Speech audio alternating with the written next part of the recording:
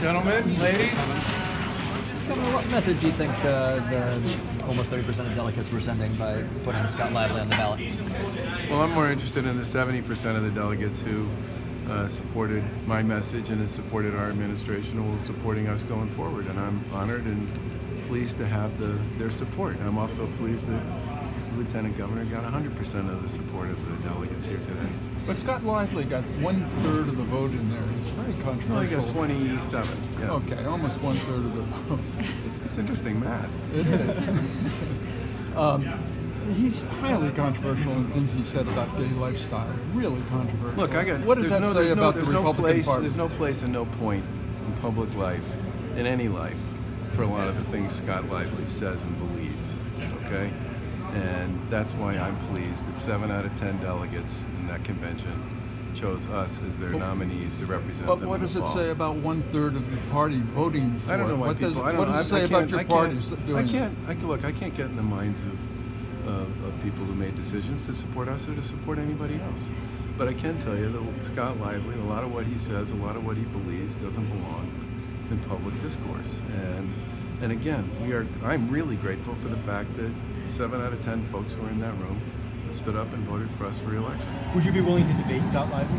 Look, Monday I go back to my job as governor, and there are about 50 days left in the legislative session, and we have about 20 different pieces of legislation that are really important to us, so we have to figure out a way to get through that process between now and the end of the session. I'm going to go back and focus on my job. But there will be a primary, Accuse you Governor. There of will be taking credit for President Trump's economic successes.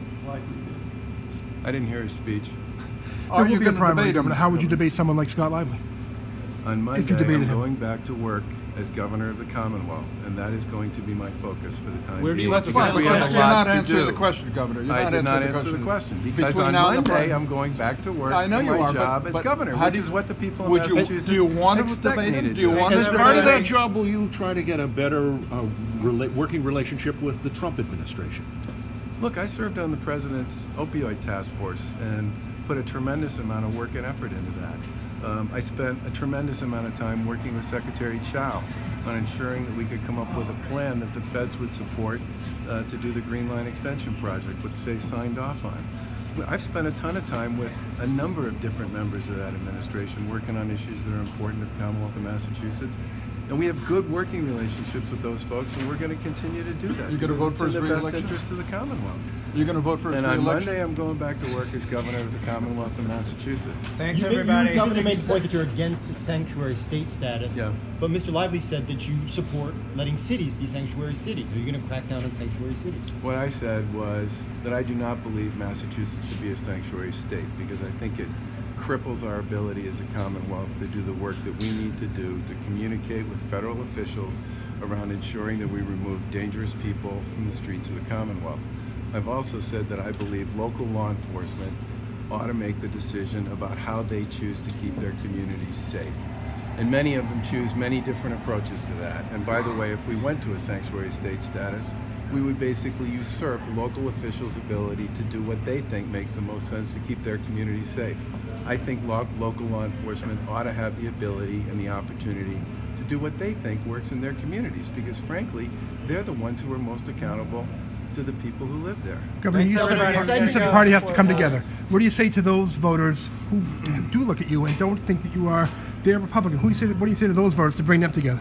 Well, bring it to you? First of all, 70% of them came out and supported us, and I value and appreciate and I'm grateful for their support.